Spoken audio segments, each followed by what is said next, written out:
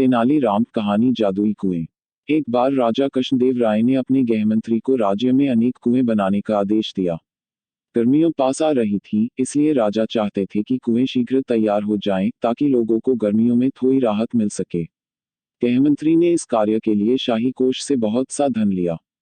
शीघ्र ही राजा के आदेशानुसार नगर में अनेक कुएं तैयार हो गए। इसके बाद एक दिन राजा ने नगर भ्रमण किया और कुछ कुओं का स्वयं निरीक्षण किया। अपने आदेश को पूरा होते देख वह संतुष्ट हो गए।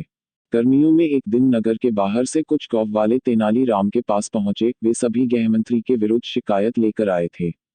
तेनालीराम ने उनकी शिकायत सुनी और उन्हें न्याय प्राप्त करने का रास्ता बताया। तेनालीराम अगले दिन राजा से मिले और बोले, महाराज, मुझे विजयनगर में कुछ चोरों के होने की सूचना मिली है। वे हमारे कुएं चुरा रहे हैं। इस पर राजा बोले, क्या बात करते हो तेनाली? कोई चोर कुएं को कैसे चुरा सकता है? महाराज, यह बात आश्चर्यजनक जरूर है, परंतु सच है, वे चोर अब तक कई कुएं चुरा चुके हैं। तेनालीराम ने बहुत ही भोलेपन से कहा। उसकी बात को सुनकर दरबार में उपस्थित सभी दरबारी हंसने लगे। महाराज ने कहा, तेनालीराम, तुम्हारी तबीयत तो ठीक है? आज कैसी बहकी बहकी बातें कर रहे हो? तुम्हारी बातों पर कोई भी व्यक्ति विश्वास नहीं कर सकता। महाराज, मैं जानता था कि आप मेरी बात पर विश्वास नहीं करेंगे, इसलिए मैं कुछ गौ वालों को साथ साथ लाया हूँ। वे सभी बाहर खड़े हैं। यदि आपको मुझ पर विश्वास नहीं है तो आप उन्हें दरबार में बुलाकर पूछ लीजिए।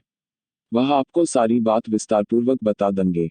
राजा ने बाहर खड़े गौ वालों को दरबार में बुलवाया। एक गौ वाला बोला, महाराज, गृहमंत्री द्वारा बनाए गए सभी कुएं समाप्त हो गए हैं। आप स्वयं देख सकते हैं। राजा ने उनकी बात मान ली और गृहमंत्री तेनालीराम कुछ दरबारियों तथा गौ वालों के साथ कुओं का निरीक्षण करने के लिए चल दिए।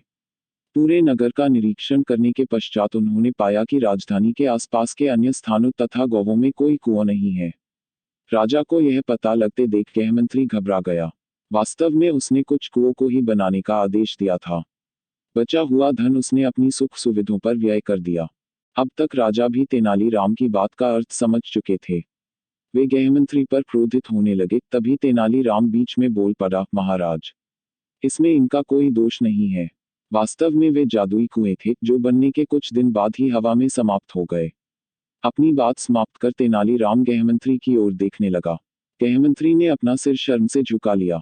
राजा ने गृहमंत्री को बहुत डांटा तथा उसे 100 और कुएं बनवाने का आदेश दिया। इस कार्य की सारी जिम्मेदारी तेनालीराम को सौंपी गई।